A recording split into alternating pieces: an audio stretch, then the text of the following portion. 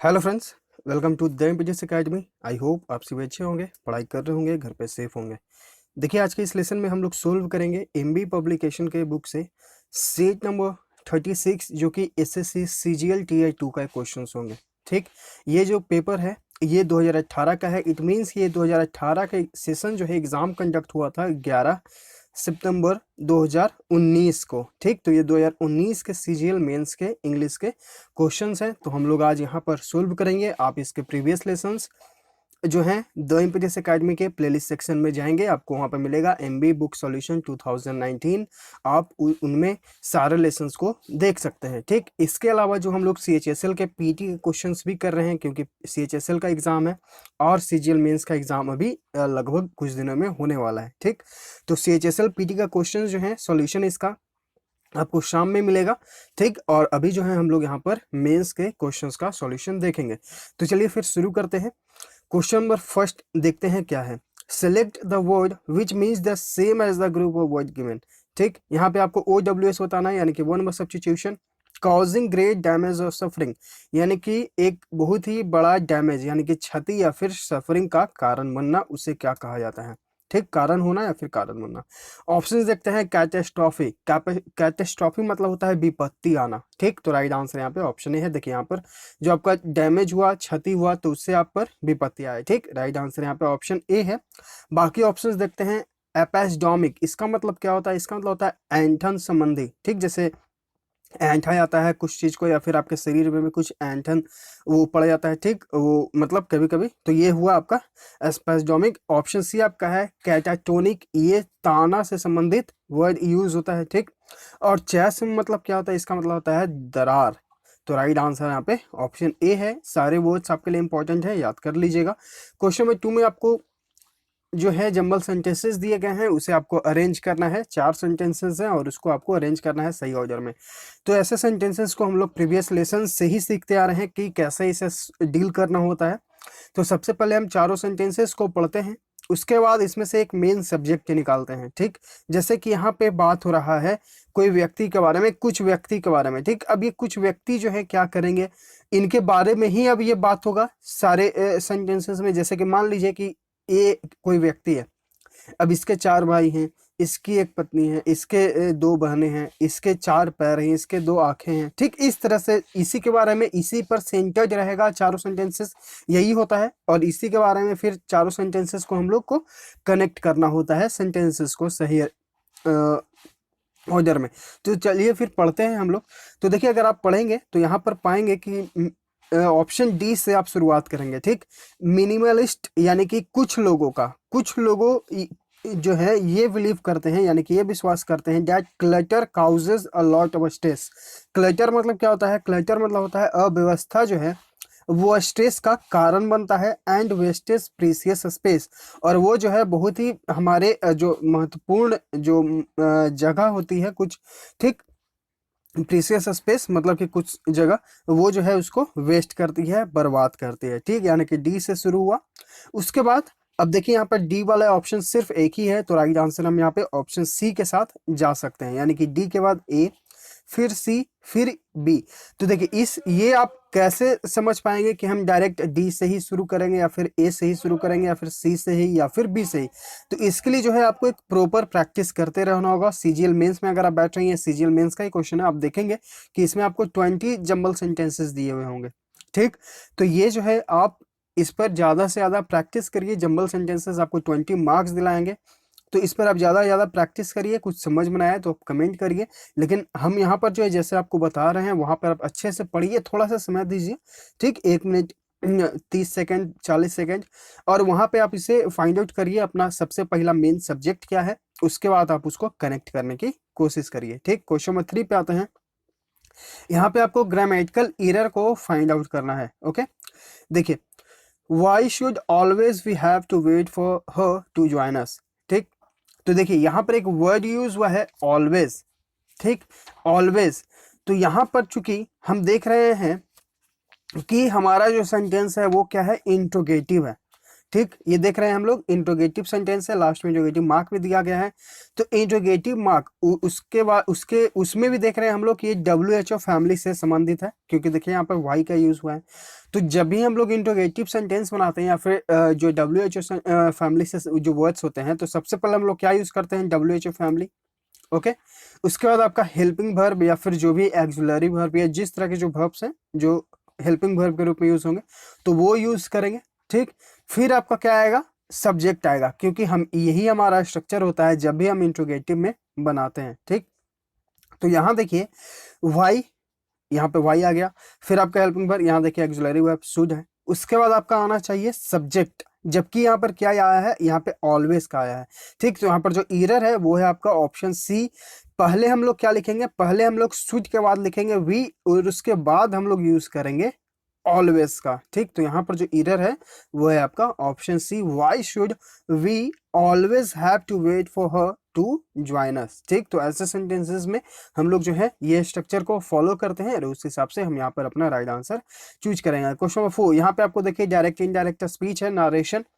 तो नारेशन में अगर आपको किसी भी तरह का जो है प्रॉब्लम है, तो आप हमारा टेलीग्राम चैनल है, डिस्क्रिप्शन में उसका लिंक है। ठीक, आप वहां पर जाएं और उसको विजिट कर लें, अगर आपको वो इम्पोर्टेंट लगे तो उससे आप ज्वाइन भी कर लीजिएगा। ठीक, और उसमें आप सर्च करें नारेशन, नारेशन करके एक पीडीएफ हम जो है वहां पर शेयर किए हैं, आप उस पीडीएफ को डाउनलोड करके पढ़ लीजिए एकदम अच्छे से। वहां पे वो जो पीडीएफ है उसमें बेसिक प्लस हर प्रकार के जो डायरेक्ट इनडायरेक्ट स्पीच से क्वेश्चंस आते हैं, वहां पर हम सारे उस पीडीएफ में बता चुके हैं। ठीक, तो आप जरूर से जरूर उस पीडीएफ को डाउनलोड करके पढ़ लीजिए, आपको हर एक क्वेश्चन बन जाएगा। तो देखिए यहाँ पर जैसे बताया गया, the priest said to me, तो सेड टू जब भी ऐसे क्वेश्चंस में जो है वो क्या हो जाता है, तो टोल्ड में चेंज हो जाता है। ठीक, उसके बाद इन्वर्टेड कॉमा को हटाने के लिए हम लोग डैट का यूज करते हैं। तो देखिए अगर हम लोग यहाँ पर देखेंगे ऑप्शन बी, तो यहाँ पर एलिमिनेट हो जाएगा।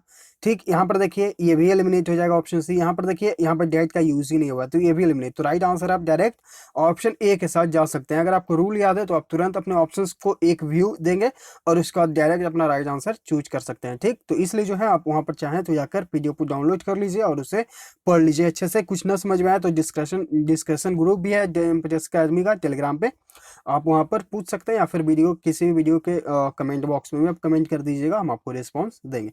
चलिए आगे देखते हैं, वॉइस एक्टिव से पैसिव वॉइस है। 2 children were shot dead by a psychopath during the California music festival। यहाँ देखिए वेयर का यूज हुआ है, ये ऑलरेडी जो है पैसिव वॉइस में चेंज है। ठीक, अब आपको जो है इसको एक्टिव वॉइस में चेंज करना है। यहाँ देखिए अब कैसे ये हमें समझ में आया, क्योंकि देखिए वाज या वेयर का यूज अगर हम करते हैं पास्ट इंडिफिनिट में, तो हम कब यूज करते हैं, जब एक्टिव वॉइस में होता है, जब हम लोग पास्ट कॉन्टिन्यूअस को बनाते हैं, जब V4 का यूज करते हैं। जबकि यहाँ पे V4 का यूज नहीं हुआ, ये V3 का यूज हुआ है। तो ये V3 जब भी यूज होता है वो पैसिव वॉइस में जब चेंज होता है तभी होता है। ठीक, तो इस हिसाब से हमारा जो ये सेंटेंस है वो पास्ट इंडिफिनिट में है। तो पास्ट इंडिफिनिट में वाज वेयर का यूज होगा। यहाँ देखिए वेयर का यूज एलिमिनेट। यहाँ देखिए आर का यूज, पास्ट में कभी भी आर का यूज नहीं होगा। बीइंग का यूज कब होता है, पास्ट कॉन्टिन्यूअस को बनाने के लिए। अ साइकोपैथ ड्यूरिंग द कैलिफोर्निया, ये भी एलिमिनेट। अब यहाँ पर देखिए अ साइकोपैथ शॉट डेड 2 चिल्ड्रन, यहाँ पर देखिए शॉट डेड आपका डायरेक्ट वर्ब V2 के फॉर्म में आ गया। ठीक, तो राइट आंसर यहाँ पे ऑप्शन डी है। आगे देखते हैं क्वेश्चन नंबर 6, अगर आपको वॉइस के भी किसी भी फॉर्म में दिक्कत है तो आप जैसे कहूँगे प्लेलिस्ट सेक्शन में जाइए, आपको वहाँ पर मिलेगा वॉइस प्लस टेंस। ठीक, प्लेलिस्ट है ये, इसमें आप थोड़ा सा स्क्रॉल करेंगे तो आपको मिलेगा 2 लेसन्स, 30 मिनट और 33 मिनट का। ठीक, अगर आप ये 1 घंटा का वीडियो देख लीजिएगा तो वॉइस में किसी भी टाइप का कोई दिक्कत नहीं है। क्वेश्चन नंबर 6, यहाँ पे आपको फिर से डायरेक्ट इनडायरेक्ट स्पीच, तो इसका जो राइट आंसर है वो है आपका ऑप्शन ए। ठीक, आगे पढ़ते हैं क्वेश्चन नंबर 7, यहाँ पे आपको जो है एक्टिव पैसिव वॉइस बनाना है। Somebody feeds the stray dog daily, यहाँ पे देखिए फीड्स यानी कि V5 का यूज हुआ है, यानी कि ये प्रेजेंट इंडिफिनिट में है। तो प्रेजेंट इंडिफिनिट में हम लोग इज या आर का यूज करते हैं।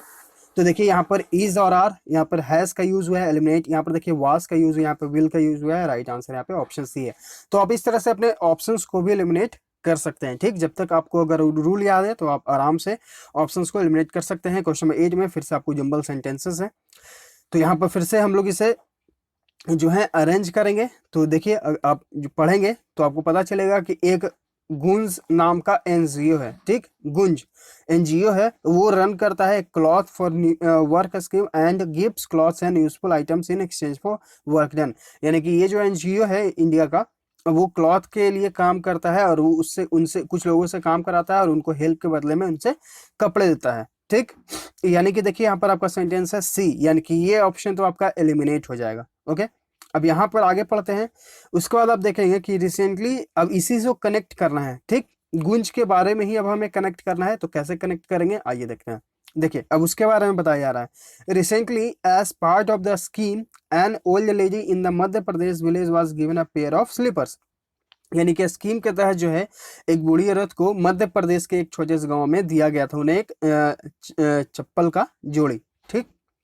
यानी कि सी के बाद डी आया आपका और उसके बाद आपका आएगा A. As soon as she was given the slippers, यानी कि जैसे ही उन्हें स्लीपर्स दिया गया, she broke into a dance, यानी कि वो जो है डांस करने लगी, strutting around in her first ever pair of slippers.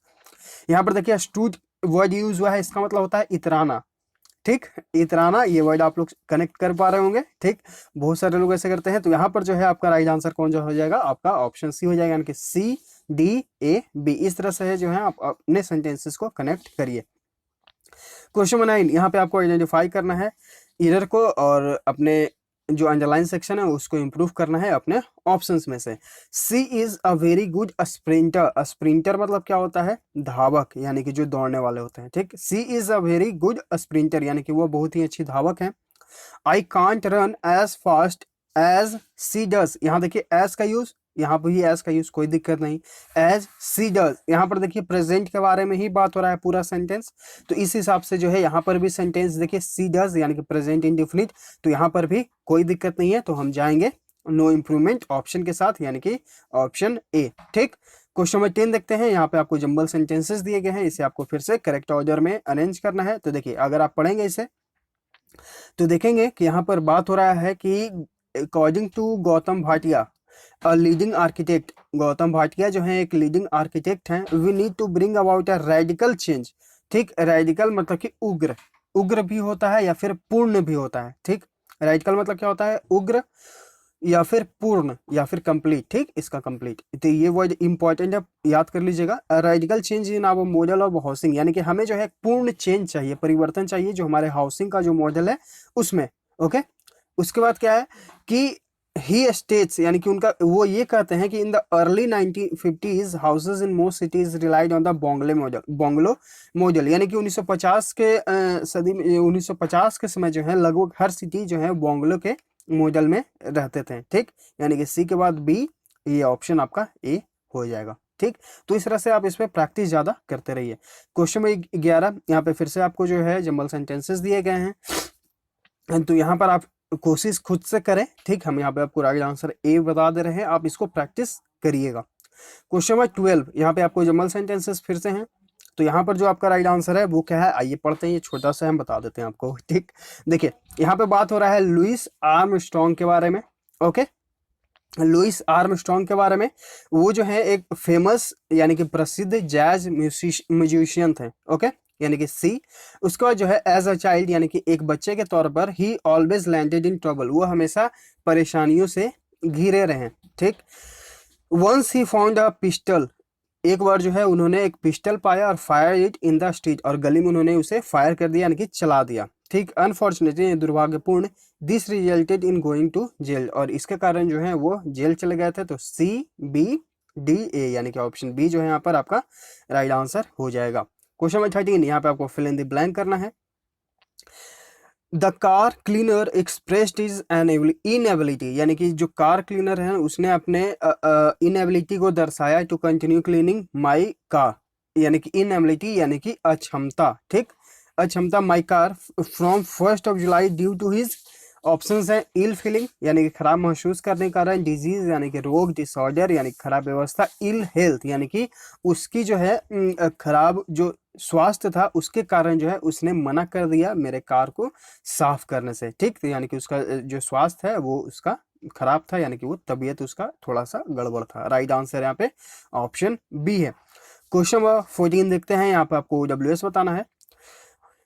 A strong feeling of dislike towards someone और समथिंग, यानी कि बहुत ही बुरे तरीके का जो है आप किसी के प्रति डिसलाइक रखते हैं, नफरत रखते हैं किसी व्यक्ति या फिर किसी चीज के प्रति। ठीक, ऑप्शन देखते हैं।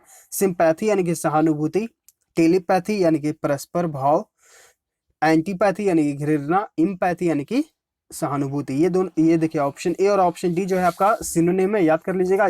ऐसे यहाँ पर इसका जो राइट आंसर है वो है आपका ऑप्शन सी, एंटीपैथी मतलब होता है घृणा। यहाँ पर वही बात हो रहा है, किसी व्यक्ति या फिर किसी वस्तु के बारे में आप जो है नफरत रखते हैं। ठीक, तो राइट आंसर यहाँ पे ऑप्शन सी है।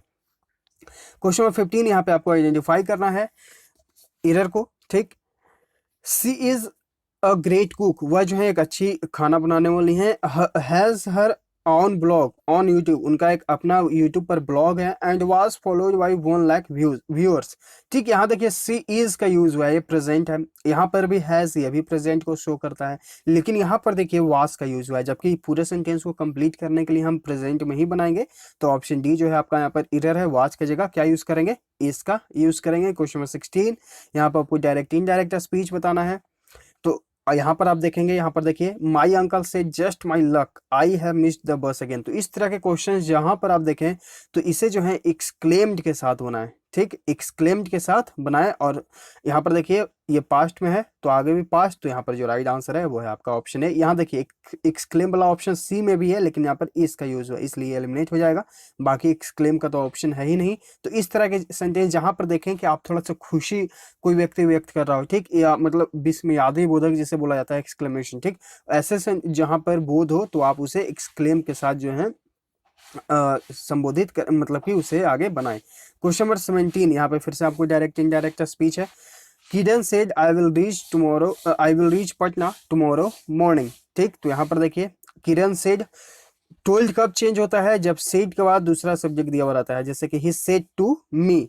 तो वो जब हम लोग चेंज करते हैं इनडायरेक्ट में तो ही टोल्ड मी हो जाता है। सेड टू को चेंज करते हैं टोल्ड में, लेकिन यहाँ पर सेड टू है ही नहीं, यहाँ पर सिर्फ सेड है, तो सेड को हम लोग सेड के ही रूप में छोड़ देंगे। उसके बाद डैट, उसके बाद सी उड, क्योंकि विल का जो है यहाँ पर देखिए पास्ट बन जाएगा, तो विल की जगह क्या हो जाएगा, उड का। तो यहाँ पर देखिए ये भी एलिमिनेट, ये भी एलिमिनेट, ये भी एलिमिनेट, राइट आंसर यहाँ पे ऑप्शन डी। क्वेश्चन नंबर 18 यहाँ पे आपको एरर को फाइंड आउट करना है। The prime minister holding is the important meeting to review the security and safety of doctors working in the government hospitals.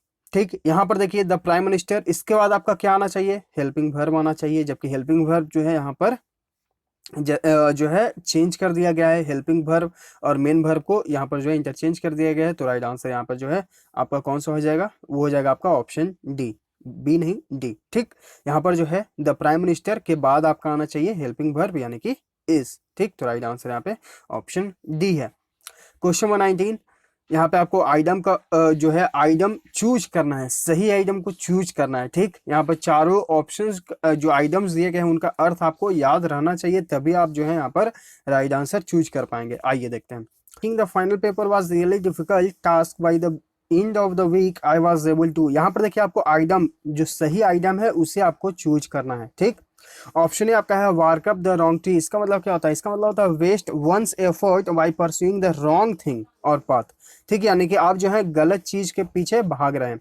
Option B आपका है wrap my head around it, यानी कि आपने जो है to comprehend something that one considers challenging, यानी कि आपने जो कुछ ऐसी चीजों को अच्छे से समझ लिया है जो दूसरों को चुनौतीपूर्ण लगता है। तो राइट आंसर यहाँ पे ऑप्शन बी है।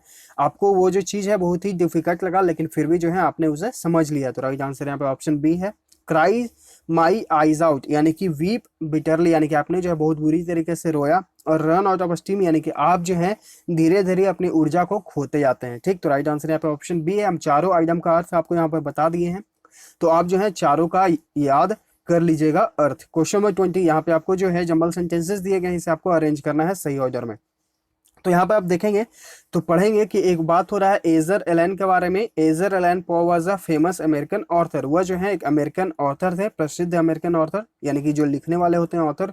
ठीक, उसके बाद जो है his death was a cause of great speculation, उनका जो डेथ था वो एक बहुत ही ग्रेट स्पेकुलेशन का कारण बना। ठीक, यानी कि बी के बाद जो है आपका आएगा ए।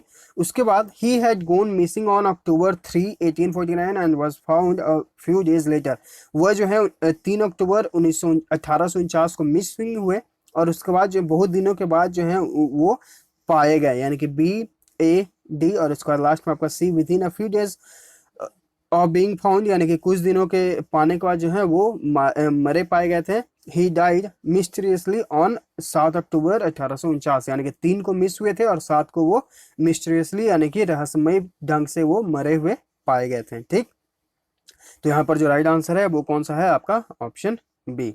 यहाँ पे स्पेक्यूलेशन ये वर्ड है, इसका आपको अर्थ बताना है, हम आपको बहुत बार बता चुके हैं, तो अगर आपको याद है तो इसका आपको कमेंट बॉक्स में कमेंट करके बताना है, और इम्पॉर्टेंट वर्ड है, मिस मत करिएगा, नहीं तो फिर हम आपको कमेंट में पिन करके ये वर्ड का अर्थ रख देंगे। ठीक, लेकिन आपको ये जरूर कमेंट करना है, जैसे आप लेसन को देखें आप कमेंट जरूर करें। यहाँ पे आपको OWS का अर्थ बताना है, to express in an unclear way, मतलब कि आप जो है किसी चीज को बहुत ही अस्पष्ट तरीके से एक्सप्रेस करते हैं, बताते हैं, उसे क्या कहा जाता है। ऑप्शंस देखते हैं, इलोक्वेंट यानी कि सुबक्ता जो अच्छा बोलता है, गार्बल्ड यानी कि विकृत ढंग से, यानी कि टेढ़े मेढ़े ढंग से, गोलमोल तरीके से, तो राइट आंसर यहाँ पे ऑप्शन बी है। लूसिड यानी कि स्पष्ट, इंटेलिजिबल मतलब क्या होता है, सुगम, स्पष्ट, तो राइट आंसर यहाँ पे ऑप्शन बी है। क्वेश्चन नंबर 22, यहाँ पे आपको फिल इन द ब्लैंक करना है। The sky is quite overcast, जो स्काई है, जो आकाश है, वो लगभग जो है मेघ युक्त है। ठीक, यानी कि बादल छाए हुए हैं। We are fill in the blank to have rain today, options देखते हैं। लाइकली यानी कि लाइकली मतलब क्या होता है कि होने की संभावना होना, तो राइट आंसर यहाँ पे ऑप्शन ए हो जाएगा, क्योंकि यह जो है मेघदूत है, यानी कि बादल छाए हुए हैं, तो हम लोगों को लग रहा है कि आज बारिश होगी, यानी होने की संभावना है। ठीक, बाकी ऑप्शन है मोस्टली यानी कि अधिकतर, श्योरली यानी कि निश्चित रूप से, प्रोबेबली यानी कि शायद। ठीक, तो राइट आंसर यहाँ पे ऑप्शन ए है। क्वेश्चन नंबर 23, ऐसा सेंटेंस में आप लगभग जो है लाइकली का ही यूज करें, क्योंकि होने वाली है, संभावना होती है। ठीक, श्योरिटी तो नहीं होती है कि हाँ होगी, लेकिन संभावना होती है कि हाँ होगी। ठीक, तो इस तरह से जो है आप लाइकली को ही यूज करें, श्योरली ना यूज करें। क्वेश्चन नंबर 23 यहाँ पर आपको फिल इन द ब्लैंक है। When my friend suggested going to the mall for lunch I agreed. अब ऑप्शंस देखते हैं। यहाँ देखिए एक चीज और आपको ध्यान देना है कि एक वर्ब दूसरा वर्ब जैसे ही आए तो जिरेंट वाला फॉर्म में हम लोग V4 का यूज करते हैं, हम लोग सीख रहे हैं। ठीक, तो देखिए यहाँ पर ये फॉलो है। फिर पढ़ते हैं कि when my friend suggested going to the mall for lunch, यानी कि जैसे ही मेरे फ्रेंड ने यह सलाह दिया कि चलो लंच करके आते हैं मॉल में, ऐसे हम तो नहीं जाते हैं, पैसा बहुत लगता है। I agreed fill in the blank. ठीक, ऑप्शंस देखते हैं। एट वंस यानी कि तुरंत, मैं जो है तुरंत ही अग्रीड हो गया, पैसा वाला है। ठीक, यानी कि मैं जो है तुरंत सहमत हो गया। राइट आंसर यहाँ पे ऑप्शन ए है। बाकी ऑप्शंस देखते हैं। एट लार्ज यानी कि आमतौर पर, एट मोस्ट यानी कि अधिक, अधिक से अधिक, और एट ईज यानी कि आराम से। ये वर्ड हमेशा यूज होता है, एट ईज यानी कि आराम से। ठीक, तो याद रखिएगा, राइट आंसर यहाँ पे ऑप्शन ए है। क्वेश्चन नंबर 24, यहाँ पे आपको जो है सेंटेंसेस को अरेंज करना है, तो यहाँ पर आप सेंटेंस को अरेंज करिए, खुद से प्रैक्टिस करिए। राइट आंसर यहाँ पे ऑप्शन बी है। ठीक, क्वेश्चन नंबर 25 यहाँ पे फिर से आपको अरेंज करना है। अब हम कितना बार बोले कि आप खुद से प्रैक्टिस करिए, चलिए हम भी यहाँ पर प्रैक्टिस कर लेते हैं। ठीक, देखिए अगर आप पढ़ेंगे यहाँ पर तो देखेंगे कि यहाँ पर जो बात हो रहा है कि the discover scuba diving tour starts with a 30-minute lesson on teaching basic skill outside water, यानी कि ये जो स्कूबा डाइविंग जो टूर है वो बेसिकली किस चीज पर आधारित है, तो वो वाटर के आउटसाइड जो बेसिक स्किल्स हैं उसके बारे में जो वहां पर लेसन दिया जाएगा लगभग 30 मिनट्स का। ओके, फिर दिस ड्राई लेसन यानी कि यह जो लेसन है followed by wearing the gear, यानी कि गियर को पहनिए, and then entering shallow waters, और शैलो वाटर्स के अंदर जाइए to practice basic scuba diving skills, यानी कि सी के बाद आपका आना है बी, यानी कि राइट आंसर यहाँ पर देखिए आपका ऑप्शन डी हो जाएगा। क्वेश्चन नंबर 26 यहाँ पे आपको डायरेक्ट इनडायरेक्ट स्पीच है, तो यहाँ पर देखिए आपका जो राइट आंसर है वो कौन सा होगा। पहले सेंटेंस को पढ़ते हैं। The airline official said we are extremely sorry that the flight has been delayed due to heavy floods. ठीक, अब यहाँ पर देखिए इस तरह जो सेंटेंसेस है, अब जैसे यहाँ पर बताया गया आपको, तो यहाँ पर आप यूज करें अनाउंस्ड का, क्योंकि जो एयरलाइन है वो आपको अनाउंस्ड कर कर, जैसे आप रेलवे प्लेटफॉर्म पर ही रहते हैं तो अनाउंसमेंट होता है कि हाँ ट्रेन नंबर राजधानी एक्सप्रेस इतने प्लेटफॉर्म पे आ रही है। ठीक, तो यहाँ पर वो अनाउंसमेंट होगा, तो यहाँ पर भी जो है आप अनाउंस का ही यूज करें। ठीक, उसके बाद आप क्या यूज करेंगे, डैट का यूज करेंगे इन्वर्टेड कॉमा को हटाने के लिए, तो देखिए आपका option A eliminate, option B आपका एलिमिनेट, ऑप्शन सी और ऑप्शन डी में हम देख रहे हैं यहाँ पर डैट और यहाँ पर भी डैट का यूज हुआ है। लेकिन जैसा हम लोग देखें कि यहाँ पे पास्ट है तो आगे भी पास्ट, तो यहाँ चूंकि देख रहे हैं हम लोग आर, तो ये एलिमिनेट, राइट आंसर यहाँ पे ऑप्शन सी हो जाएगा। क्वेश्चन नंबर 27, यहाँ पर आपको जो है अंडरलाइन सेक्शन को इंप्रूव करने की जरूरत है तो करें, नहीं तो फिर नो इंप्रूवमेंट ऑप्शन के साथ जाएं। If you wishes to participating, यहाँ पर देखिए आप सेंटेंस को पढ़ते ही आप अपना राइट आंसर चूज कर लेंगे। सब्जेक्ट जो है हमारा प्लूरल है तो वर्ब भी प्लूरल यानी कि V1 फॉर्म में, तो राइट आंसर कौन सा होगा? यहाँ पर देखिए, यहाँ पर विश्ड है, एलिमिनेट, ठीक, विश टू पार्टिसिपेट, ठीक, उसके बाद जो है विश टू पार्टिसिपेटिंग। यहाँ पर अब ये दोनों में कंफ्यूजन है आपको कि कौन सा हम लोग जो है यहाँ पर यूज करेंगे, या ऑप्शन सी को यूज करें या फिर ऑप्शन ए को यूज करें। तो हम यहाँ पर जाएंगे ऑप्शन सी के साथ, ठीक। अगर आप देखें कि इफ के साथ जो है सेंटेंस आपका शुरू हो, ठीक, इफ के साथ अगर आपका सेंटेंस शुरू हो, इफ यू विश, ठीक, अगर आपका इफ के साथ सेंटेंस शुरू हो तो ये जो है जीरो कंडीशनल सेंटेंस में आता है, ठीक, जीरो कंडीशनल सेंटेंस में आता है।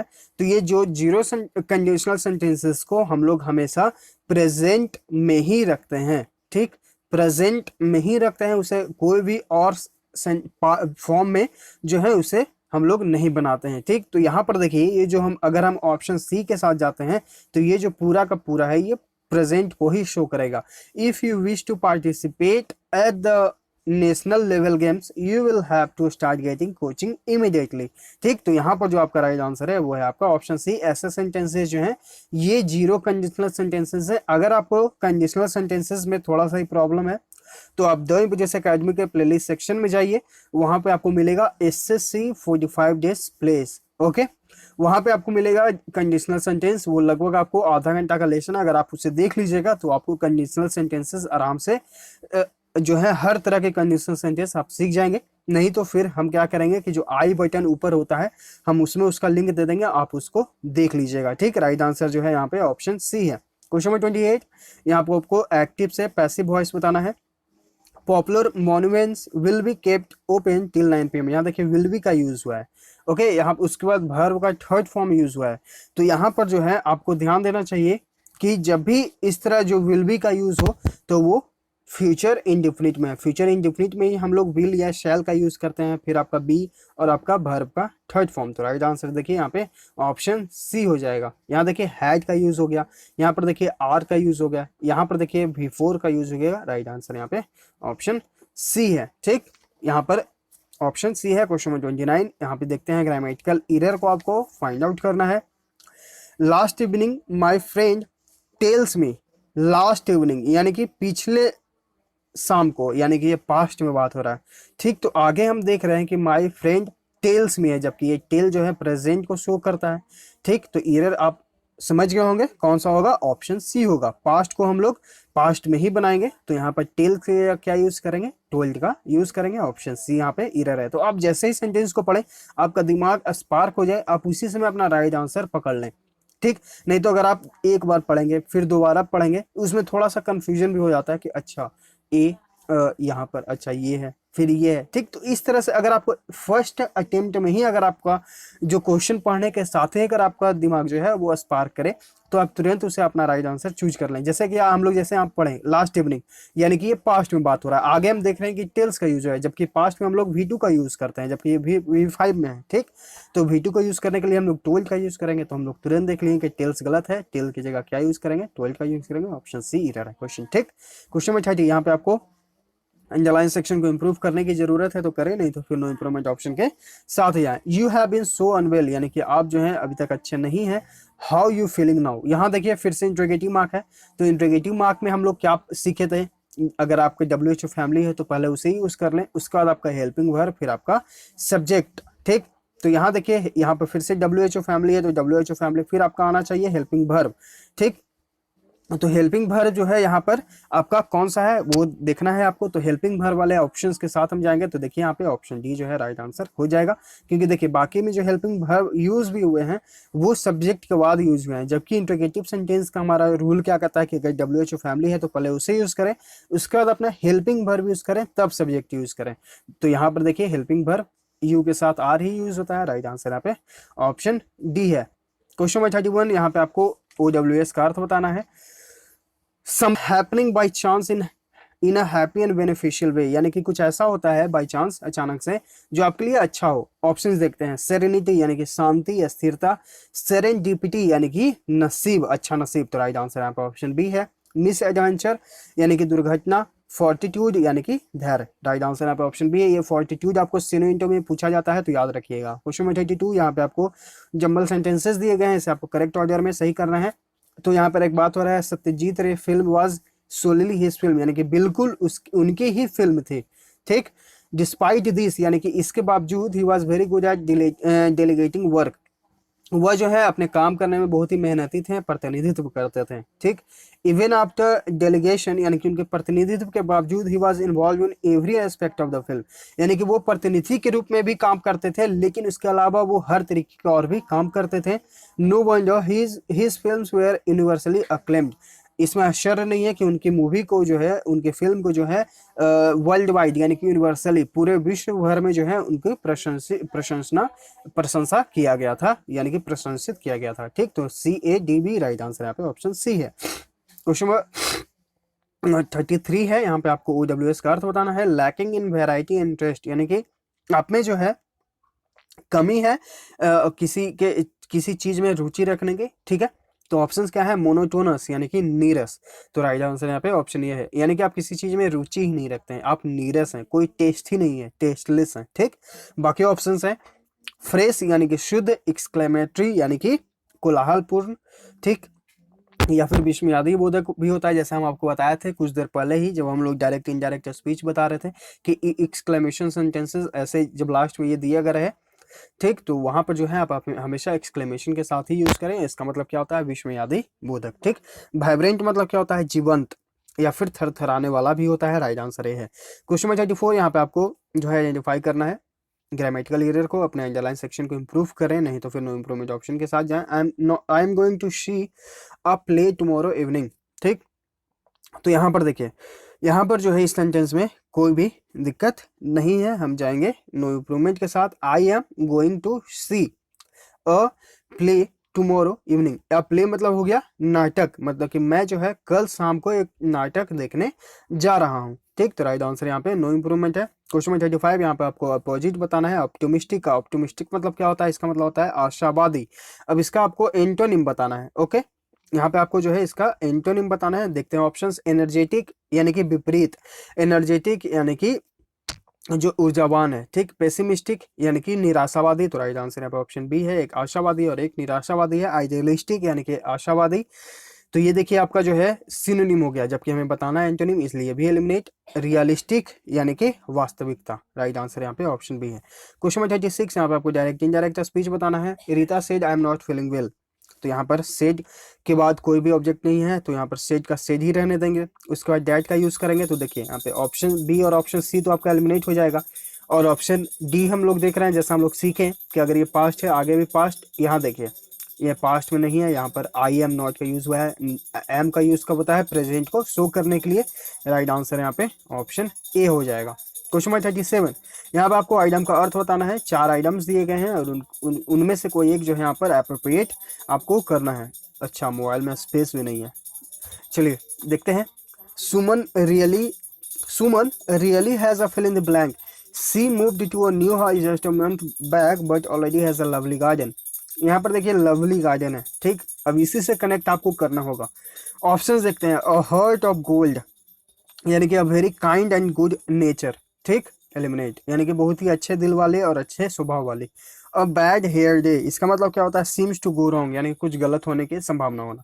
अ फुट इन द डोर, इसका मतलब क्या होता है, इसका मतलब होता है to involve in a business at a low level, यानी कि आपने जो है किसी बिजनेस में इन्वॉल्व किया बहुत ही लो लेवल पर, ठीक। ग्रीन फिंगर्स यानी कि आपको जो है गार्डनिंग में बहुत ही मजा आता है। नेचुरल एबिलिटी जो है आप में है ग्रोइंग प्लांट्स में, ठीक। तो राइट आंसर जो है यहाँ पे ऑप्शन डी है।